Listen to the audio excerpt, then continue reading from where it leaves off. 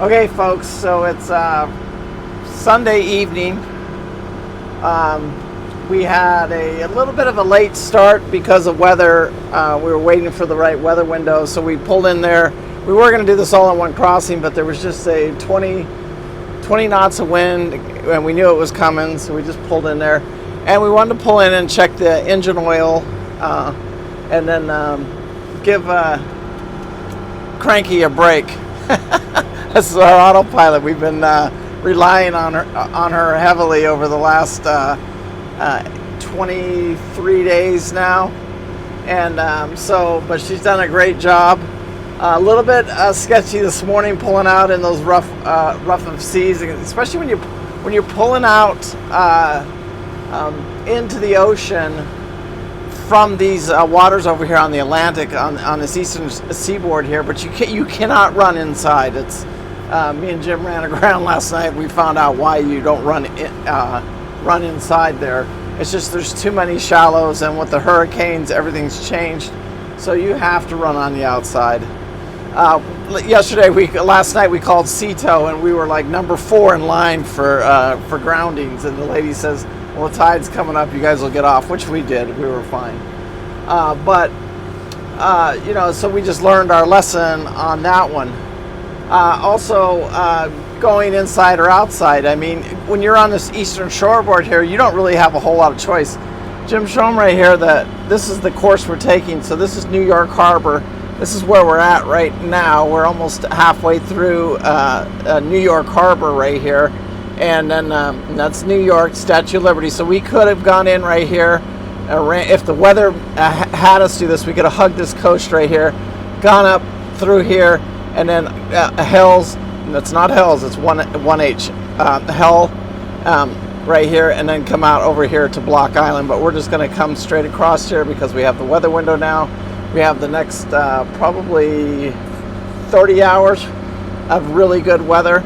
And so that's all we need is another basically 10 or 12. You should show them the weather window. 15 hours, yeah. Yeah, look how beautiful it is out there. Just almost calm, slick, flat seas.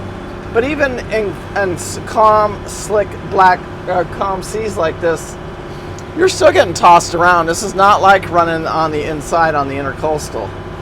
There is a huge difference. And you got to be out here anytime that we go outside right now, especially out here, because all it takes is one little mistake.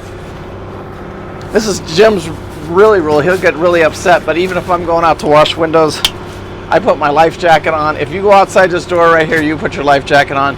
That way it's safe for both of us, because if anything happened, and then we don't let each other out this door without both of us being awake, because it's not safe. And if anything could happen out here, if something happens out here, I mean, we got contact with the Coast Guard and stuff like that, but we don't have, but there's no cell service or anything like that out here. It's just not. It is what it is. So anyway, anything's gonna happen. It's gonna happen out here. Yeah, right. Says Captain Ron. Anyway, this trip took us, I think we're into day 22 now. You guys are catching up on the videos.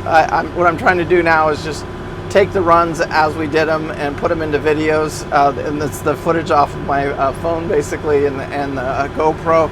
Put it together, put them out there so you can kind of see each day and the progress that we were making. Towards the end here, these last week or so, we've been averaging well over 100 miles a day. And we came right out of the Chesapeake. We did like a 34-hour crossing, and that just knocked off a huge chunk of real estate right there. That shortcut right there saved us hundreds of miles and probably about 2 days. But we're going to knock this one out in about, delivering this 36-gram banks, 1,800 miles. Which is probably about 1,700, because we did gain 100 miles by cutting out the Chesapeake and the Delaware. So it's 1,700 miles, 23 days basically, and everybody asks what the fuel burn and stuff, but it's all easy math. The boat gets 3 miles a gallon. They all do. Single engine, you're going to get your 3 miles a gallon, maybe just a tad bit better. you got twins, the best I can do with mine, and it's not pushing them. If I was delivering that boat and I was pushing it, I'd probably be right at 2 miles to the gallon. That extra engine costs you a mile to the gallon, but it also gives you an extra knot, so it even goes a little bit faster your days and stuff like that. So, because it's a big question that everybody asks all the time. Anyway, I'm glad that I made this trip with Jim. I think we matched well together. It's horrible when you get out here and you don't match with your crew. And I would actually call Jim in the future on other deliveries and say, hey, are you interested? Do you have time? Because he's not retired, but he's getting close to, hanging in the towel for the main job. And even if he does, I think he figured out a way that he can work here and clear his schedule to do a 2 or 3 week delivery. So I would love to take him on a nice a delivery where we had something, a nice like 2 week delivery where he can enjoy it. Because I think you enjoyed it too, didn't you, Jim? I did, and I think one of the questions I'm sure some of the audience might have is why didn't we stop and smell the roses more? Why didn't we? Why did we go outside? Why did we try to cut this as short as possible? And I think the main reason is because this is a boat delivery. Yeah, right. It's not a loop experience. No. Although we are getting a little bit of both. Yes, and he got a big taste for the loop. Enough to want to go back. Yeah, right. Yeah, there's no question about that. But and he got the experience. I mean, he's docked this boat every single docking. I don't think I ever docked it one time. The very first time. Yeah, the Marina Jacks. No. Oh yeah. Yeah. The first 2 times, because Panama City getting fuel and Marina Jacks. After that, I've never touched the steering wheel for a docking. So Jim's done all the dockings. He feels really comfortable with the boat. He gets better and better as he learns the boat and stuff like that. So, and that's what this trip really was about, him learning the boat. And I think he has learned the boat. We've learned the systems.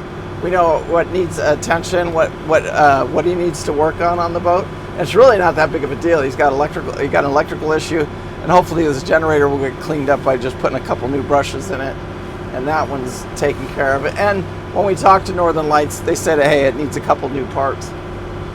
Anyway, I hope you guys enjoyed the videos of the trip.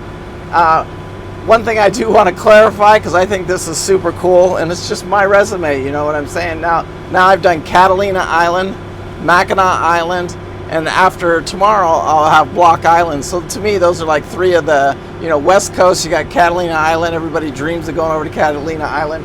I've been fortunate enough to be over to the island, sailing my own boat and chartering a boat to sail over there. I've done it several times. I've now been to Mackinac once, and now Block Island once. So that's going to be very cool. I love having that on my resume just because those are the majors, right there, Martha's Vineyard, all that stuff. It's all right there. Everybody, even on our testing in the Coast Guard, it was that's the island that they use is Block Island was. So I think it's very cool that I get an opportunity to go over there. And I'm glad that we got the weather window, because if we didn't have the weather window, and it kept us there, because once we get to Block Island, this boat is 35 miles from home. That's just hard to believe. After 1,700 miles, man, we're 35. Right now, we're literally 130 miles, 35 miles from where this boat is going to be permanently parked. So I'm proud of the boat. The Katie Lee did a freaking fantastic job. There's just no question about the ability, the Grand Banks itself, the heritage of the Grand Banks. There's a lot of features I love about the Grand Banks. There's some things I don't like about it, like this post right here. I can't stand that. But it's just part of the heritage, because that's where they put the chain down here for the steering wheel, and they have to have it there. But I like to drive, and I like to sit right here. Most people will drive these boats from the upstairs, but when you're on a delivery like this, you can't sit out there in that weather. It's impossible. Should we show them a premier captain's chair? Oh yeah. So we picked this up at a Walmart very quickly, and it gets used a lot, actually. The $20 stool from Walmart. Hey, it's missing a rung. Yeah, Jim knocked a rung off it the other day. I got to get some screws and some glue and put it back together. But this is our chair right here. If I owned one of these boats, I would build a seat right here. I would cut some of this out right here, about half of that, And I put a nice little seat there for you and your compadre. Anyway, peace out. Make sure you hit that like and subscribe. See the subscribe pillow right here? We've had that subscribe pillow with us the entire time. So make sure you hit that like and subscribe. Enjoy the rest of the videos. I'm going to go ahead and post this one. This will be posted out of order, just to let you guys know. But then the other ones will come out Mondays, Wednesdays, and Fridays like I always do. And then we're still going to do some live. We'll do a live video from Block Island still. Anyway, peace out. Remember, live life with no regret. I do. Thank you so much for watching. I do appreciate it. Bye.